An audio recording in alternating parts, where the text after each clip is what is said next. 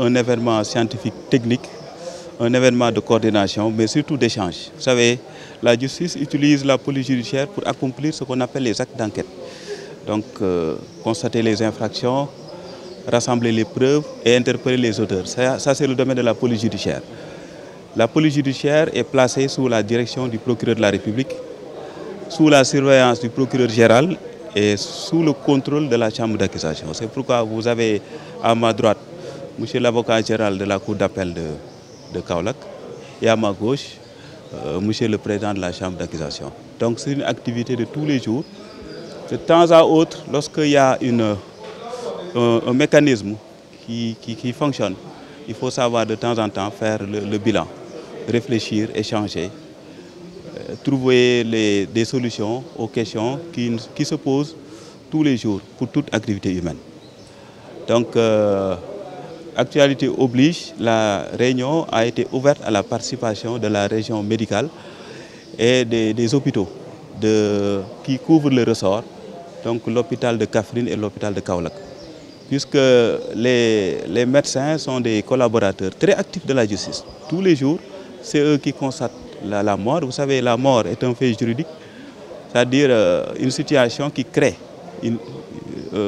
comment dirais-je, qui a des conséquences de droit. C'est ce qu'on appelle un fait juridique. De plus, nous avons la médecine légale concernant les autopsies. Nous avons la constatation des blessures sur les personnes.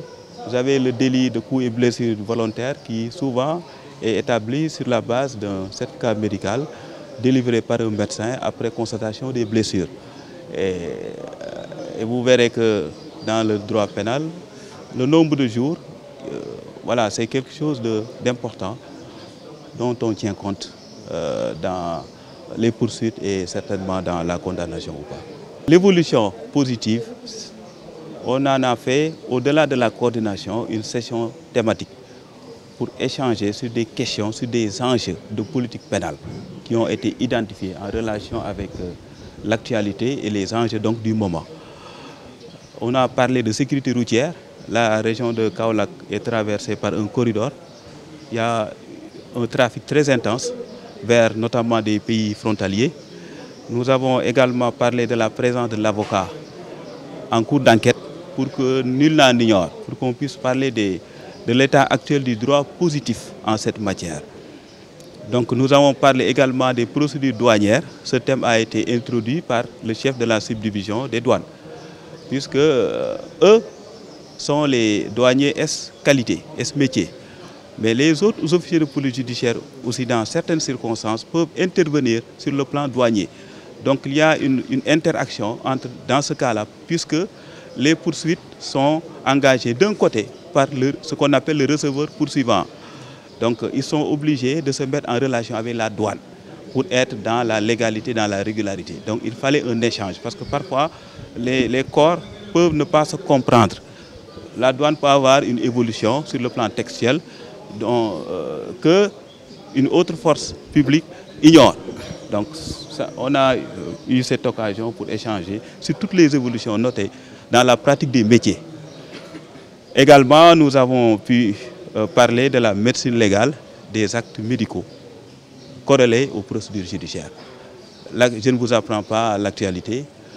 On a eu des présentations de haute facture. Vraiment, nous saluons la participation remarquable de la région médicale et des hôpitaux. Donc, ils nous ont expliqué leurs conditions de travail, puisque c'est important. Certains postes de santé qui sont dirigés par des infirmiers, on a trouvé une formule qui permet que, dans certaines circonstances, quand on est dans un endroit, par exemple, éloigné, et lorsqu'il y a un acte médical à établir, qu'on puisse faire établir un lien, que l'infirmier travaille sous la dictée intellectuelle du médecin. Et voilà, pour que nous puissions y voir que l'acte qui était recherché est emporté. Voilà, est emporté.